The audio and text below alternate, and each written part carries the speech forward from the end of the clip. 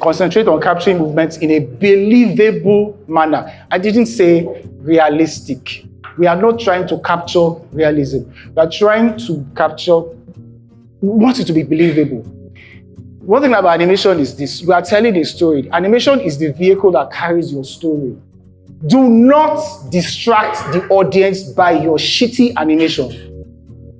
The character should not, the audience should not notice your animation. Let me repeat it. They should not notice it. So if somebody is sad, animate the body position. Like example, now what can you tell me about the character? If I pose a character like this, it's what? Confident, strong, superhero, Iron Man, Hulk. Now I'm going to do the same pose. He's a mad person. He's almost, okay, that's not a heroic person, but it's the same freaking pose. But what happened? I changed one detail. I changed his face. So little things like that. Like when you're using, especially you have to say for Moho, or any rigged animation, even if it's 3D, 2D, whatever. When you have a puppet that's rigged, what a lot of people do is this. Let's say you set your keyframes. Keyframe is, you have the character looking here. Someone calls the character turns their body to the person, take a step forward and waves. Now what people do is this. They will set keyframe for all those things. Press play. The computer will now do this.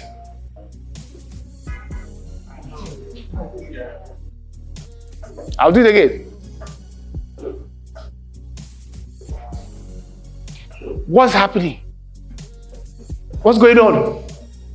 And you guys will do it and send it off and say, I've done XYZ Studios. Hire me for all your business, and hire me for all your promotional work and the wedding. And no. No. When you are planning or you are stuck on an idea, whatever the situation is, remember to go back to basics. Keep it simple. Because sometimes you can have areas where, especially when you're animating a scene, like a jump or something, you might be stuck, but you're like, you know what, like I said, put your keyframes, know your part of action. Just break it down and keep it simple. Okay, this person is going to move from here to here. Okay, what will happen when the person is here? Okay, let me do that. I can't really explain it, but yeah. So, thanks for your time. I like the way you draw your characters. When you're creating your characters to be taken to know, do you use Photoshop or Illustrator? I use Photoshop. I sketch in Photoshop. Yeah, so I take it to Moho and I build the rig in Moho. Most of us want to move from being just a still illustrator to want to make our illustrations move.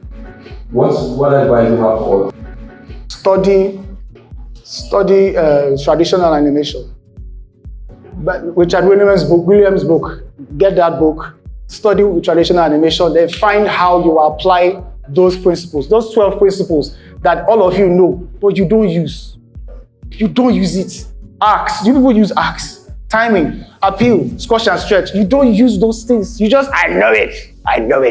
So you clean up in Moho. So you just carry sketches from Photoshop and do this document. Yeah, exactly. So like a lot of people tend to, it was in Moho, you can do a body turn and all. So I don't really want to overdo I don't want one rig that can do everything, which is a mistake people do. They always focus on the rig that can turn 360 degrees, and we are not going to need all that.